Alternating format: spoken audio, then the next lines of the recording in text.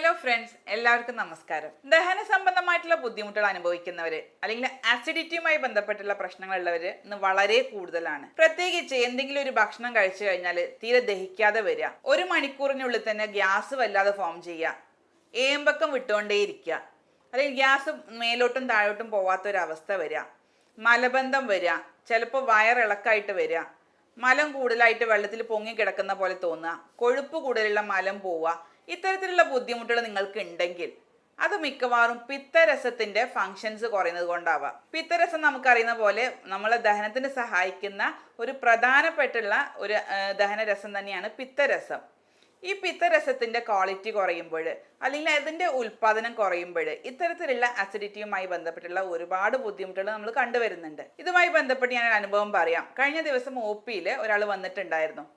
അവർക്ക് എന്ത് ഭക്ഷണം കഴിച്ചാലും ഒരു 1-2 മണിക്കൂർ കഴിഞ്ഞ ഉടനെ അവർക്ക് വയറിൻ്റെ അകത്ത് ഗ്യാസ് ഫോം ചെയ്യും. പിന്നീട് നെഞ്ഞെരിച്ചിലും ഏമ്പക്കൊക്കെ ആയിട്ട് വരാറുണ്ട്. അപ്പോൾ സ്ഥിരമായിട്ട് ഈ ബുദ്ധിമുട്ടുകൾ വന്നതുകൊണ്ട് അവർ സ്ഥിരമായിട്ട് ആസിഡിറ്റിക്ക് ഉള്ള പ്രത്യേകിച്ച് ആൻറ്റാസിഡ്സ് കഴിച്ചുകൊണ്ട് വരികയാണ്. പ്രത്യേകിച്ച് ഒരു 8-10 കൊല്ലമായി അവർ തുടർച്ചയായിട്ട് കഴിച്ചുകൊണ്ട് വരിക. അതുകൊണ്ട് തന്നെ അയാൾക്ക് ഇപ്പോൾ നിർത്താൻ കഴിയുന്നില്ല, മെഡിസിൻസ് സ്റ്റോപ്പ് ചെയ്യാൻ കഴിയുന്നില്ല. ഇതെന്തായാലും കഴിക്കേണ്ട ഒരു അവസ്ഥയിലേക്ക് അയാൾ എത്തി നിൽക്കുകയാണ്. അപ്പോൾ സ്ഥിരമായിട്ട് അസിഡിറ്റിക്ക് മരുന്ന് കഴിക്കുന്ന ഒരുപാട് ആളുകൾ OP-യിൽ വരാറുണ്ട്. അപ്പോൾ അവർക്ക് വേണ്ടിയിട്ടുള്ളതാണ് ഈ വീഡിയോ. നമുക്ക് ഈ അസിഡിറ്റിയും ദഹനക്കേടും വളരെ എഫക്റ്റീവായിട്ട് നമുക്ക് മാനേജ് ചെയ്യാൻ കഴിയുന്ന ഒന്നാണ്. കുറച്ച് കാര്യങ്ങൾ നമ്മൾ ശ്രദ്ധിച്ചു കഴിഞ്ഞാൽ, ഭക്ഷണത്തിൽ കുറച്ച് കാര്യങ്ങൾ ശ്രദ്ധിച്ചു കഴിഞ്ഞാൽ നമുക്ക് വളരെ എഫക്റ്റീവായിട്ട് കൺട്രോൾ ചെയ്യാനും നമുക്ക് ദഹനം പ്രോപ്പറായിട്ട് നടക്കാനും പിത്താശയ സംബന്ധമായിട്ടുള്ള ബുദ്ധിമുട്ടുകൾ ഇല്ലാതാക്കാനും അത് വളരെയധികം സഹായിക്കുന്നുണ്ട്. ഞാൻ doctor Shehala CH, doctor Basil Somiya hospital, Pandikkad, Malappuram ജില്ല.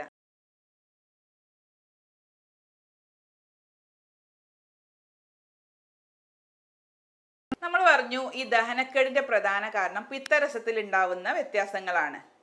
പിത്തരസം എന്ന് പറയുന്നത് നമ്മളെ ലിവർ ഉൽപ്പാദിപ്പിക്കുന്ന ഒരു ദഹനരസമാണ് പിത്തരസം. അത് പോയിട്ട് പിത്തനാളി വഴി പോയിട്ട് പിത്തസഞ്ചിയിലെത്തി അത് അവിടെ സ്റ്റോർ ചെയ്ത് വെക്കുക ചെയ്യുക.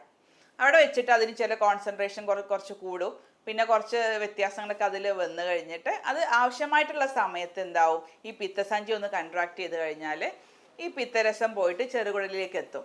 അപ്പോൾ നമുക്ക് കൊഴുപ്പിനെ നമുക്ക് ഡൈജസ്റ്റ് ചെയ്യാനും ആവശ്യമായിട്ടുള്ള ദഹനമൊക്കെ കൃത്യമായിട്ട് നടക്കാനും ഈ പിത്തരസം ചെറുകുടലിലേക്ക് എത്തുന്നുണ്ട്. അപ്പോൾ ഈ ഒരു പ്രക്രിയ നമ്മൾ ഓട്ടോമാറ്റിക്കലി നമ്മുടെ ശരീരത്തിൽ ഇങ്ങനെ നടന്നുകൊണ്ടിരിക്കുകയാണ്. അത് കാരണമാണ് നമുക്ക് ദഹന സംബന്ധമായിട്ടുള്ള ബുദ്ധിമുട്ടുകൾ നമുക്ക് നോർമലി ഒരാളിൽ കാണാത്തത്. പക്ഷേ എപ്പോഴാണ് നമുക്ക് ദഹന പ്രശ്നങ്ങൾ വരുന്നത്? ഈ പിത്തരസത്തിൻ്റെ ഉൽപ്പാദനം കുറയുകയാണെങ്കിൽ അല്ലെങ്കിൽ അതിൻ്റെ ക്വാളിറ്റിയിലൊക്കെ വ്യത്യാസം വരികയാണെങ്കിൽ ഉറപ്പായിട്ടും ഇത്തരം ആളുകൾക്ക് ദഹന സംബന്ധമായിട്ടുള്ള ബുദ്ധിമുട്ടുകൾ ഉണ്ടാവും, കൊഴുപ്പിനെ ഡൈജസ്റ്റ് ചെയ്യാനുള്ള ബുദ്ധിമുട്ടുകൾ ഉണ്ടാവും. അത് കാരണം ചില ആളുകൾക്ക് കൊഴുപ്പ് കൂടുതലായിട്ട് മലത്തിലൂടെ പോവാറുണ്ട്, മലം ഒക്കെ വെള്ളത്തിൽ പൊങ്ങിക്കിടക്കുന്ന അവസ്ഥ കാണാറുണ്ട്. ഒട്ടുമിക്ക ആളുകൾക്കും ഇപ്പോൾ കണ്ടുവരുന്ന ഒരു കണ്ടീഷനാണ് പിത്താശയ കല്ല്. പ്രത്യേകിച്ച് ഈ ഗർഭിണികളായിട്ടുള്ള ആളുകൾ അല്ലെങ്കിൽ ഡെലിവറി കഴിഞ്ഞുള്ള സ്ത്രീകളിലൊക്കെ ഈ പിത്തരസം കുറച്ചും കൂടെ കോൺസെൻട്രേഷൻ കൂടിക്കഴിഞ്ഞ് പിത്താശയ കല്ലുകൾ വരെ ഇന്ന് വളരെ കോമൺ ആയിട്ട് കണ്ടുവരുന്നുണ്ട്. അപ്പോൾ അതിനൊക്കെ നമുക്ക് പിത്തരസം പ്രോപ്പറായിട്ട് ഉൽപ്പാദിപ്പിക്കണം, പ്രോപ്പറായിട്ട് അതിൻ്റെ കോൺസെൻട്രേഷൻ നടക്കണം, പ്രോപ്പറായിട്ട് ആവശ്യമായുള്ള സമയത്ത് ചെറുകുടലിലേക്ക് അത് റിലീസ് ചെയ്യും വേണം. ഈ ഒരു പ്രക്രിയ പ്രോപ്പറായിട്ട് നടന്നു കഴിഞ്ഞാൽ മാത്രമേ നമുക്ക് ദഹന സംബന്ധമായിട്ടുള്ള ഇഷ്യൂസ് ഇല്ലാതിരിക്കുകയുള്ളൂ. അപ്പോൾ അതിന് വേണ്ടിയിട്ട് നമ്മൾ ശ്രദ്ധിക്കേണ്ട കുറച്ച് കാര്യങ്ങൾ, പ്രത്യേകിച്ച് ഭക്ഷണത്തിൽ ശ്രദ്ധിക്കേണ്ട കാര്യങ്ങളാണ് ഞാൻ ഇനി പറയാൻ ഉദ്ദേശിക്കുന്നത്.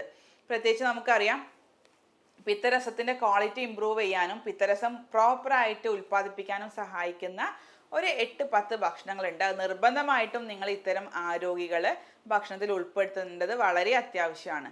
അതിൽ ഏറ്റവും പ്രധാനപ്പെട്ട ഒന്നാണ് വെള്ളം. നമുക്കറിയാം പിത്തരസത്തിൻ്റെ 95% വെള്ളം തന്നെയാണ്.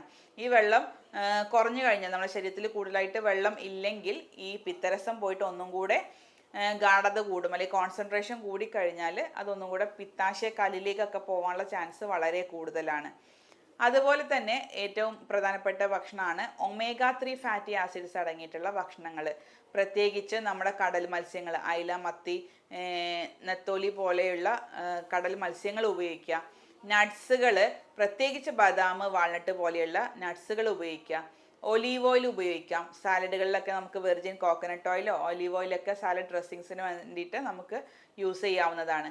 ഈ ഒരു omega-3 ഫാറ്റി ആസിഡ്സ് നമുക്ക് ശരീരത്തിലെ ചീത്ത കൊളസ്ട്രോളിനെ കുറക്കാനും ഹെൽത്തി കൊളസ്ട്രോളിനെ കൂട്ടിക്കൊണ്ടുവന്നിട്ട് നമ്മളെ ഹൃദയത്തെ സംരക്ഷിക്കാനൊക്കെ അത് വളരെ അധികം സഹായിക്കുന്നുണ്ട്. അപ്പോൾ omega-3 ഫാറ്റി ആസിഡ്സ് അടങ്ങിയിട്ടുള്ള ഭക്ഷണങ്ങൾ നിർബന്ധമായിട്ടും ഇത്തരത്തിലുള്ള ദഹനക്കേടുള്ള ആളുകൾ, അസിഡിറ്റിയുമായി ബന്ധപ്പെട്ട് ബുദ്ധിമുട്ടുന്ന ആളുകൾ തീർച്ചയായിട്ടും ഉൾപ്പെടുത്തുക.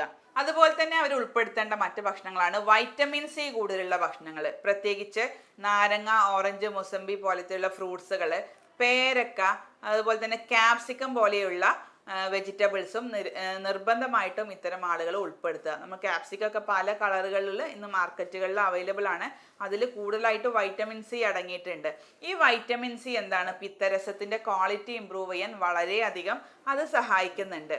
അതുപോലെ തന്നെ കൊളൈൻ അടങ്ങിയിട്ടുള്ള ഭക്ഷണങ്ങൾ നിർബന്ധമായിട്ടും ഉൾപ്പെടുത്തുക. കൊളൈൻ എന്ന് പറഞ്ഞത് നമ്മളെ ലിവർ ഉൽപ്പാദിപ്പിക്കുന്ന ഒരു അമിനോ ആസിഡാണ് കൊളൈൻ. അപ്പോൾ ഈ കൊളൈൻ കൂടുതലുള്ള ഭക്ഷണങ്ങൾ എന്ന് പറയുമ്പോൾ പ്രത്യേകിച്ച് നമ്മുടെ അനിമൽസിൻ്റെ ഒക്കെ ലിവറിൽ, പ്രത്യേകിച്ച് ചിക്കൻ്റെ, ബീഫിലൊക്കെ ലിവറിൽ കൂടുതലായിട്ടുണ്ട്. അതുപോലെ തന്നെ നമ്മുടെ മുട്ടയുടെ മഞ്ഞയിൽ കൂടുതലായിട്ടുണ്ട്. അതുപോലെ തന്നെ ക്രൂസിഫറസ് വെജിറ്റബിൾസ്, ക്യാബേജ്, കോളിഫ്ലവർ, അതുപോലെ തന്നെ ബ്രൊക്കോളി തുടങ്ങിയിട്ടുള്ള ക്രൂസിഫറസ് വെജിറ്റബിൾസിലുണ്ട്. അതുപോലെ തന്നെ കൂണ്, കടൽ മത്സ്യങ്ങളിലൊക്കെ ഈ കോളിൻ അടങ്ങിയിട്ടുണ്ട്. അവയും ഈ നമ്മുടെ ഈ പിത്തരസത്തിൻ്റെ ക്വാളിറ്റി ഇമ്പ്രൂവ് ചെയ്യാനും പ്രോപ്പറായിട്ട് അത് ഉൽപ്പാദിപ്പിക്കാനൊക്കെ അത് വളരെയധികം സഹായിക്കുന്നുണ്ട്. അതുപോലെ തന്നെ പ്രോബയോട്ടിക്സ്, നമ്മുടെ ശരീരത്തിൽ നല്ല ബാക്ടീരിയകൾ ഉൽപ്പാദിപ്പിക്കാൻ സഹായിക്കുന്ന ഒന്നാണ് പ്രോബയോട്ടിക്സ്. ഈ പ്രോബയോട്ടിക്സ് ബൈൽ സാൾട്ടിൻ്റെ ഒക്കെ ഉൽപ്പാദനത്തെ വളരെയധികം സഹായിക്കുന്നുണ്ട്.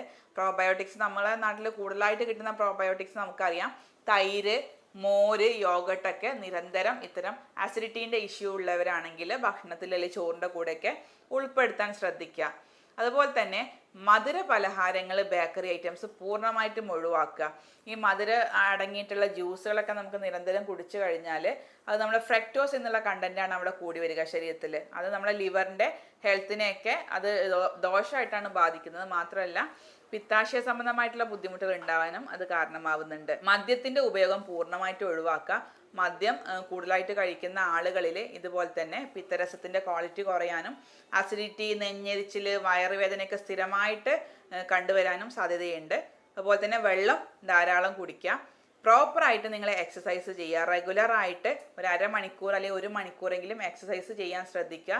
ഈ എക്സസൈസ് ചെയ്യുന്നത് കൊണ്ട് തന്നെ നമ്മുടെ ഈ പിത്തരസമൊക്കെ ആവശ്യമായിട്ടുള്ള സമയത്ത് ചെറുകുടലിലേക്ക് റിലീസ് ചെയ്യാനൊക്കെ അത് വളരെയധികം അതിൻ്റെ മൂവ്മെൻറ്റിന്, പ്രത്യേകിച്ച് അതിൻ്റെ പാസേജിനൊക്കെ വളരെയധികം സഹായിക്കുന്നുണ്ട്.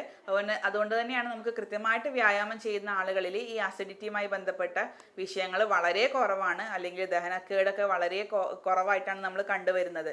അപ്പോൾ ഈ ഒരു വ്യായാമം വളരെയധികം അത്യാവശ്യമാണ്. നമ്മൾ ഈ പറഞ്ഞ ഭക്ഷണങ്ങളും കൃത്യമായിട്ട് ഉൾപ്പെടുത്തുക. വെള്ളം ധാരാളം കുടിച്ചു കഴിഞ്ഞാൽ നമുക്ക് 90% കേസുകളും, ദഹന സംബന്ധമായിട്ടുള്ള കേസുകളും നമുക്ക് വളരെ എഫക്റ്റീവായിട്ട് ഇത് മാനേജ് ചെയ്ത് പോവാവുന്നതാണ്. നമ്മൾ ഈ ഒരു കാലത്ത്, പ്രത്യേകിച്ച് നമ്മൾ ഈ ഒരു ആധുനിക കാലത്ത് ഇന്ന് പിത്താശയവുമായി ബന്ധപ്പെട്ട കല്ലിൻ്റെ ഒക്കെ സ്റ്റോണുമായി ബന്ധപ്പെട്ടുള്ള കേസുകൾ ഒരുപാട് ഇന്ന് കണ്ടുവരുന്നുണ്ട്. പ്രത്യേകിച്ച് നമ്മൾ ഡെലിവറി കഴിഞ്ഞുള്ള സ്ത്രീകളിലൊക്കെ ഇന്ന് കോമൺ ആയിട്ട് കണ്ടുവരുന്നുണ്ട്. ചെറിയ കുട്ടികളുണ്ടാവും, അതിൻ്റെ കൂടെ പിത്താശയ സംബന്ധമായിട്ടുള്ള അസിഡിറ്റിയുടെയൊക്കെ വേദനയൊക്കെ സിവിയറായിട്ട് ഇത്തരം സ്ത്രീകളിൽ കണ്ടുവരുന്നുണ്ട്. മാത്രമല്ല മറ്റുള്ള യുവാക്കളിലാണെങ്കിലും ഈ ഒരു ഭക്ഷണ രീതി കാരണം, പ്രത്യേകിച്ച് ഫാസ്റ്റ് ഫുഡ് സംസ്കാരം കാരണം വയറുവേദന നിരന്തരം വരിക, ഹാർട്ട് അറ്റാക്ക് ആണോ എന്ന് പോലെ തോന്നുന്ന നെഞ്ഞുവേദന വരിക, അവയിലൊക്കെ നമ്മൾ കൂടുതൽ സ്കാനിങ്ങും കാര്യങ്ങളൊക്കെ ചെയ്ത് കഴിഞ്ഞാൽ നമുക്കിത് പിത്താശയ സംബന്ധമായിട്ടുള്ള ബുദ്ധിമുട്ടുകളൊന്നും കണ്ടുവരാറുണ്ട്. അപ്പോൾ നമുക്കറിയാം ഇത് നിസ്സാരമാക്കി കാണേണ്ട ഒന്നല്ല. പിത്താശയം അല്ലെങ്കിൽ പിത്തരസം എന്ന് പറയുന്നത് നമ്മളെ ദഹനത്തെയും നമ്മളെ ഡൈജഷനെയൊക്കെ വളരെയധികം പ്രോപ്പറായിട്ട് നടക്കാൻ സഹായിക്കുന്ന ഒരു ദഹനരസം തന്നെയാണ്.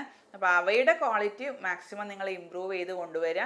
അപ്പോൾ ഓട്ടോമാറ്റിക്കലി നമുക്ക് ആസിഡിറ്റിയുടെ ബുദ്ധിമുട്ടുകൾ കുറയും. ആൻറ്റാസിഡ്സ് ഒക്കെ സ്ഥിരമായിട്ട് ഉപയോഗിക്കുന്നത് നിർത്താനും കഴിയും. സ്ഥിരമായിട്ട് ആളുകൾ ആൻറ്റാസിഡ്സും അല്ലെങ്കിൽ ആസിഡിറ്റിയുടെ ഗുളികൾ കുടിച്ചുകൊണ്ട് പോവുകയാണ്. പക്ഷെ ഭക്ഷണത്തിൽ യാതൊരു മാറ്റങ്ങളും വരുത്തുന്നില്ല. അതുകൊണ്ട് കാര്യമില്ല. ഈ ഒരു ഭക്ഷണത്തിൽ സ്ഥിരമായിട്ടൊരു മാറ്റം വരുത്തി കഴിഞ്ഞാൽ നമുക്ക് ആസിഡിറ്റിയുടെ മരുന്നുകളൊക്കെ പൂർണ്ണമായിട്ടും ഒഴിവാക്കാൻ തന്നെ കഴിയും.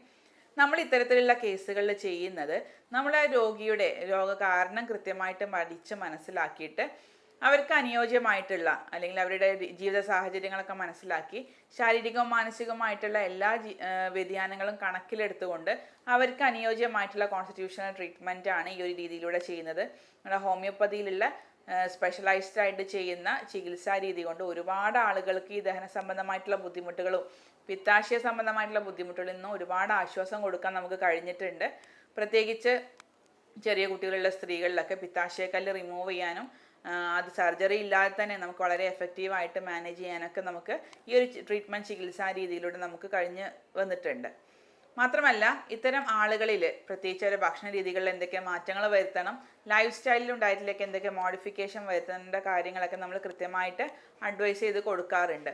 ഒരു യൂറോപ്യൻ നിർമ്മിത സോഫ്റ്റ്വെയറിൻ്റെ സഹായത്തോടെയാണ് രോഗനിർണയവും മരുന്ന് നിർണയവും നടത്തി വരുന്നത്. അപ്പോൾ ഈ ഒരു ചികിത്സാ രീതി കൊണ്ട് ഒരുപാട് ആളുകൾക്ക് കുറഞ്ഞ കാലയളവ് കൊണ്ട് തന്നെ സർജറി ഒന്നും ഇല്ലാതെ തന്നെ ഒരുപാട് രോഗങ്ങളിൽ നിന്ന് നമുക്ക് ആശ്വാസം നൽകാനും ഇത്തരം ആളുകളിൽ നമുക്ക് കഴിഞ്ഞിട്ടുണ്ട്. അപ്പോൾ ഈ ഒരു ഇൻഫർമേഷൻസ് പരമാവധി എല്ലാവരിലേക്കും എത്തിക്കാൻ നിങ്ങൾ ശ്രദ്ധിക്കുക. ഇതുമായി ബന്ധപ്പെട്ട എന്തെങ്കിലും സംശയങ്ങളൊക്കെ ഉണ്ടെങ്കിൽ പരമാവധി നിങ്ങൾക്ക് എന്നോട് വാട്സപ്പിലൂടെ നേരിട്ട് ബന്ധപ്പെടാവുന്നതാണ്. സ്നേഹത്തോടെ doctor Shahala CH, doctor Basil Soumya hospital, Pandikkad, Malappuram ജില്ല.